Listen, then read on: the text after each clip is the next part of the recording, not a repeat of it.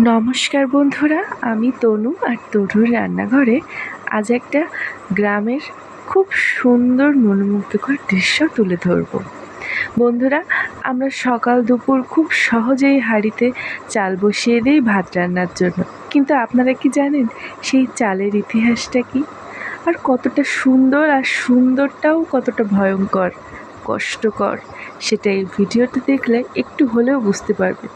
দেখতে পাচ্ছেন এই যে মাঠের বুকে কত সুন্দর ধান গাছ বাতাসের সাথে দুলছে, দেখতে কতটা সুন্দর, কিন্তু এর পেছনে প্রচুর খাটনি বন্ধুরা। আমি এটা কাছ থেকে না দেখলে হয়তো জানতে পারতাম না, তাই ভাবলাম আমার বন্ধুদের সাথে একটু শেয়ার করে দেই। যদি আমার বন্ধুদের ভালো লাগে আর আমার বন্ধুরা যদি একটু সাবস্ক্রাইব করে, সেই আশায়। তো বন্ধুরা, আজ চলে এসেছি বিকালে মাঠে। আর এই যে দেখেন একেবারে সবুজ গাছগুলো বাতাসে কেমন করে দুলছে, আর ধানের ভারে বা ধান গাছগুলো একদম নুয়ে পড়েছে। আর এই যে দেখেন বন্ধুরা, কত সুন্দর দেখা যাচ্ছে বাতাসের দোলায়। আর এদিকে কিছু ছাগল তো ধান গাছের গোড়ায় হওয়া শাক এইসব খাচ্ছে। তো খাক, ওরা আর কী করবে।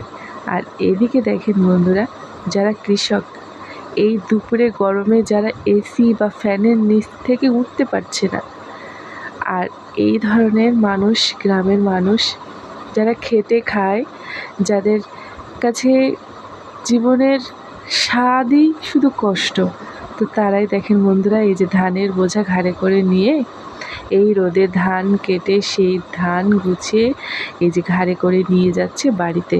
আর আপনাদের দেখলে মনে হচ্ছে না এ তো সামান্য ধান? না বন্ধুরা, এক একজনের কাঁধে অন্তত 80 কেজি 40 কেজি করে ধান আছে। মানে বুঝতে পারছেন কত ভার। আর এই তীব্র গরমে এরকম হাড় ফাটা খাটুনি, মানে কতটা কষ্ট। কিন্তু জানেন তো, ওরা কিন্তু দিন শেষে ঠিক বাড়িতে ফিরে সবার সাথে হাসি খুশি।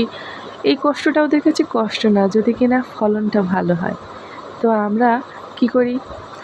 আমরা এই ভাত রান্নার পরে মনে হলো তো খেলাম, কিছুটা ফেললাম, অপচয় করি। কিন্তু জানেন কত কষ্ট?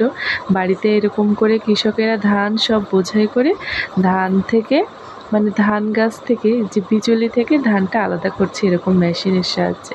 পা দিয়ে দিয়ে মেশিনটাকে পাক দিচ্ছে, আর ধান গাছটা ধরছে, আর ধানগুলো ছিটকে ছিটকে সামনে পড়ে যাচ্ছে। আর শুধু যে ধানই নেবে তা না, কিন্তু ধান নেওয়া হয়ে গেলে এই বিচলিগুলো গরুতে তো খাবে, আবার এই ধান থেকেও কুড়ো বেরোবে। মানে কোনো কিছুই যেন এর ফেলার না বন্ধুরা, বলে শেষ করতে পারবো না।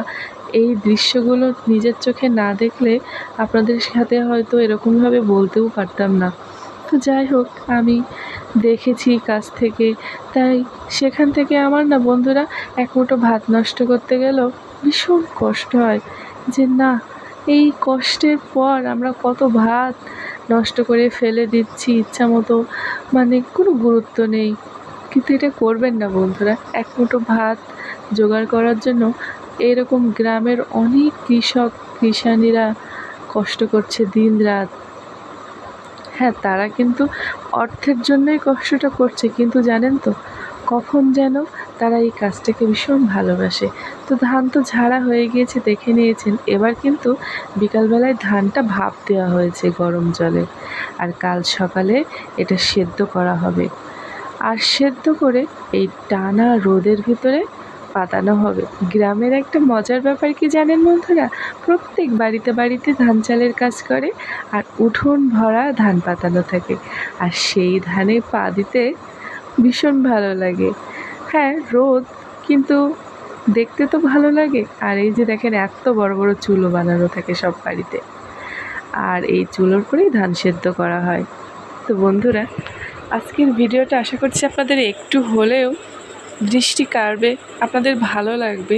এই যে দেখেন উঠোনে এরকম নেট পাতানো হয়েছে, ধান সেদ্ধ করে করে এই নেটের উপরে দিয়েছে, আর দিয়ে দেখেন কত সুন্দর করে এই রোদে পাতিয়ে দিয়েছে। মাঝে মধ্যে এসে আবার পা দিয়ে দিয়ে হাঁটে, তো সেই দৃশ্যটা আর তুলতে পারলাম না, প্রচণ্ড রোদ বন্ধুরা।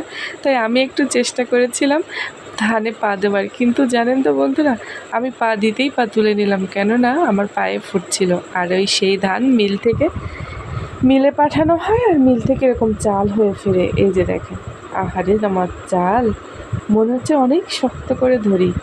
এর পেছনে এত মানুষের এত কষ্ট, মনে হচ্ছে যেন সোনা পেয়ে গেছি আমি এক কুলো।